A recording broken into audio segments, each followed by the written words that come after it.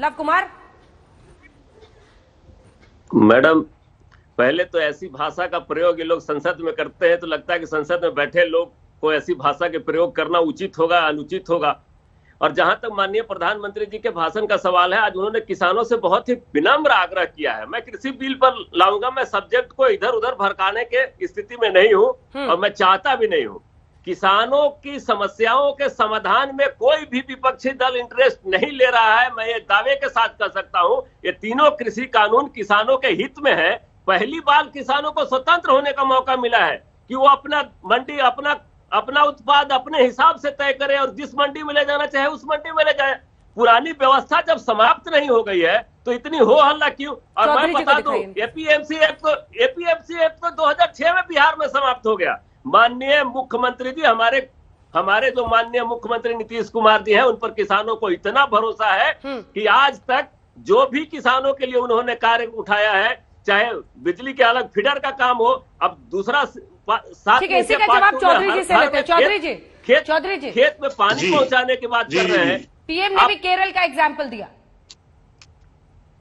जी देखिए, इसमें जो ये बिहार के हमारे भाई बैठे हैं उनके बारे में बता दूं। जी, मेरी आवाज आ रही है मैडम? बिल्कुल आ रही है, बोलिए।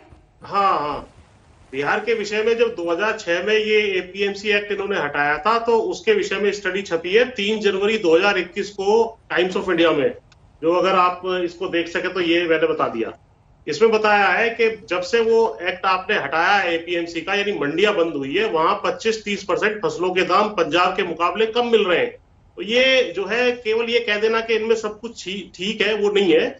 इसीलिए हमने बार बार कहा है कि आप कुछ भी करते रहे, उससे ज्यादा इतना फर्क नहीं पड़ेगा जितना आप एमएसपी की व्यवस्था अक्रॉस द बोर्ड लगा दें, यानी उससे नीचे कोई खरीद परचेज ना हो। और जो इस बिल में किसान विरोधी प्रावधान है उनके विषय में विस्तार से चर्चा करके इनको सस्पेंड करके 2 साल के लिए या 3 साल के लिए, और फिर इसको समझा के किसानों को आराम से ले आए। क्या तकलीफ है भाई? किसान कोई ना समझ है या किसान विद्रोही है या वो है, उस तरीके से बात छोड़ दीजिए। आंदोलनकारी है, शांति से इसको किया जा सकता है। चलिए मैं जवाब दे रहा हूं।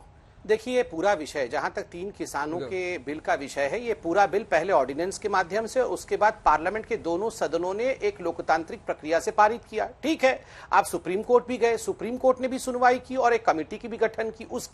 उसके लिए भी कहा गया कि ये सुप्रीम कोर्ट भी बिका हुआ है, सुप्रीम कोर्ट ने भी ऐसी कमेटी बना दी, वैसी कमेटी बना दी। प्रधानमंत्री जी ने भी अपने अभिभाषण में पूरे विषय को समझाया और कहा कि बिल्कुल मेरा द्वार खुला हुआ है, आप आइए, बातचीत करिए, हर विषय पर हम क्लॉज बाय क्लॉज बात करेंगे। मगर किसान नेता कहते हैं, तथाकथित किसान नेता कहते हैं केवल रिपील और कुछ नहीं। नंबर 2, यहां पर हमें चंदाजीवी कहा गया, मैं उसका, और रक्तजीवी कहा गया, मैं इसका जवाब देना चाहूंगा। देखिए, चंदा किसके लिए चंदा मांग रहे हैं? भगवान श्री राम जी के मंदिर के लिए, भव्य मंदिर के निर्माण के लिए झोली फैला करके भीख मांग रहे हैं। और बिल्कुल हिंदू, मुसलमान, सिख, ईसाई सभी उसके लिए चंदा दे ताकि भगवान राम का भव्य मंदिर बन सके। आप हमें चंदाजीवी कह रहे हैं?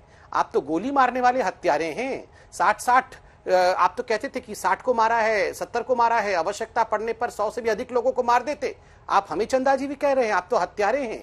नंबर 2, यहां पर हमें रक्तजीवी कहा गया। अंजना जी, ये इमरान हुसैन किस पार्टी का सदस्य है?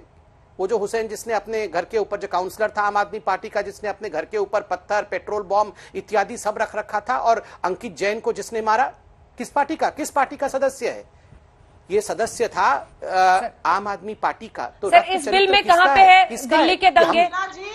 इस बिल में कहां पर है? हम लोग टॉपिक पर तो रहे, कम से कम टॉपिक पर। नहीं, उन्होंने रक्तजीवी कहा ना हमें, उन्होंने हमें रक्तजीवी कहा। दूसरी बात, इसी बिल को लेकर, अंजना जी, मैं 10 सेकंड में समाप्त कर रहा हूं। इसी बिल में प्रधानमंत्री जी ने 4 ना, इसी बिल में प्रधानमंत्री जी ने 4 बड़ी बात कही। इस बिल को लेकर जिस प्रकार से भ्रम फैलाया गया, और दंगाइयों के फोटो को लेकर सर्जिल इमाम को रिहा करो, सर्जिल इमाम को रिहा करो, और उमर खालिद को रिहा करो। उमर खालिद का और सर्जिल इमाम का क्या लेना देना है? जो किसान उसकी रिहाई के लिए मांग कर रहे थे। अगर 2 पोस्टर वहां कोई पकड़ ले तो आप दबाव में आ जाते हैं। कोई नहीं दबाव में आ रहा है, कैसी बात ना, कोई दबाव में नहीं आ रहा है, मगर इनको एक्सपोज करना तो जरूरी है ना आतंकियों को।